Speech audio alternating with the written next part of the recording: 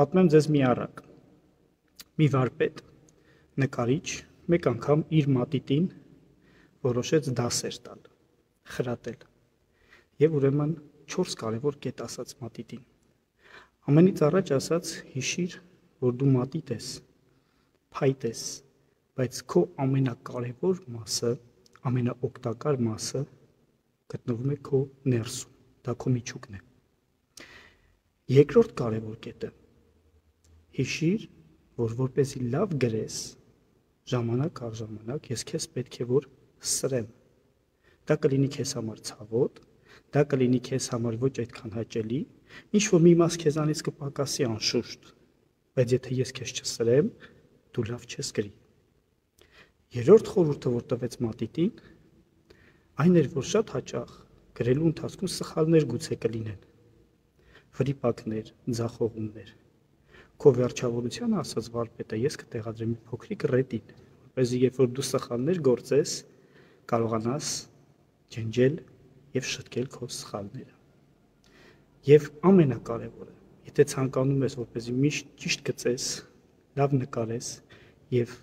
իմաստուն բաներ գրես, պետք է թույլ տաս, որ ես քեզ միշտ պահեմ իմ ձեռքերի մեջ եւ քեզնով գրի առնեմ կամ նկարեմ կամ ստեղծագործեմ։ Այս մատիտը, սիրելիներ, մեր քրիստոնյաների սիմվոլն է։ Քրիստոնյաներիս, որոնց Աստված 4 կարևոր դաս է տալիս այս օրինակով։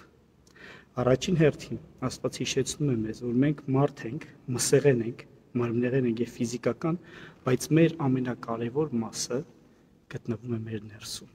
Դա մեր հոգին է։ Մեր հոգին է, որ պետք է ստեղծագործի եւ Աստծո ճշմարտությունը գրի այս կյանքի ընթացքում։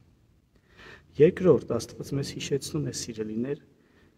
որ որպեսզի մենք լավ գրենք, լավ մատիտներ լինենք, լավ ստեղծագործենք, լավ արարչագործենք Աստծո օրինակով այս աշխարհի մեջ,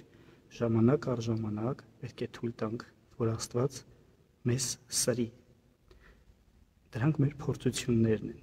երբ որ Աստված մեզ նեղությունների, դժվարությունների միջով է անցկացնում, որ մենք դառնանք ավելի լավը, ավելի կարծր, ավելի ամուր, ավելի սուր եւ ավելի պարզ ու հստակ գրող։ Ուրեմն փորձությունների արդյունքում գուցե ինչ-որ բաներ պակասում են մեր կյանքում, նեղություններ եւ դժվարություններ, ցավը կսկիծ է մտնում մեր կյանք, բայց փորձությունները անհրաժեշտ են, որպեսզի Աստված մեզ հնարավորություն տա ավելի լավը դառնալու, ինչպես որ սրված մատիտը։ Այո, գրած ժամանակ, թեկուզ եւ սրված փորձություններով անցած մենք շատ հաճախ սխալներ եւ վրիպակներ ենք թույլ տալիս, որոնք կոչում ենք մեղքեր։ Եվ Աստված ասում է, ես քո վերջավորությանը փոքրիկ ռետին եմ դրել, որը կոչվում է ապաշխարություն, մեղքերի խոստովանություն, զղջում, որպեսզի երբ որ սխալ ես գործել եւ գիտակցում ես քո սխալը, դու հնարավորություն ունես ջնջելու, մաքրելու եւ նորովի գրելու։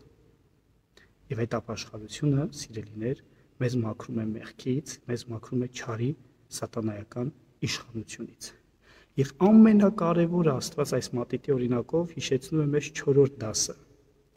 Այն, որ եթե մենք ուզում ենք ճիշտ գրել, լավ գրել, քիչ վրիպել եւ քիչ ջնջումներ կատարել մեր կյանքում, մենք պետք է թույլ տանք, որ երկնային վարպետը, Աստված ինքը իր ձեռքերի մեջ մեզ պահի եւ ինքը մեր միջոցով գրի, ստեղծագործի եւ արարչագործի։ Ուրեմն այս 4 կարևոր կետերը չմոռանանք, հիշենք եւ մտապահենք մեր մտքում։ Առաջին, ամենակարևորը հոգին է։ Երկրորդ, փորձությունները մեզ ավելի լավը դարձնելու համար են։ Երրորդ, երբ որ ձախողում եւ սխալվում ենք, հնարավորություն ունենք շտկելու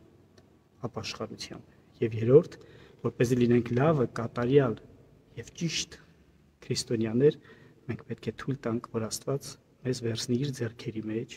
եւ մեզ ուղղորդի իր կամքի համաձայն։ Տերը օրհնի ձեզ բոլորիդ սիրելիներ, վստահ եմ օգտակար եղավ շատերիդ այս առակը եւ այն կկիսվեք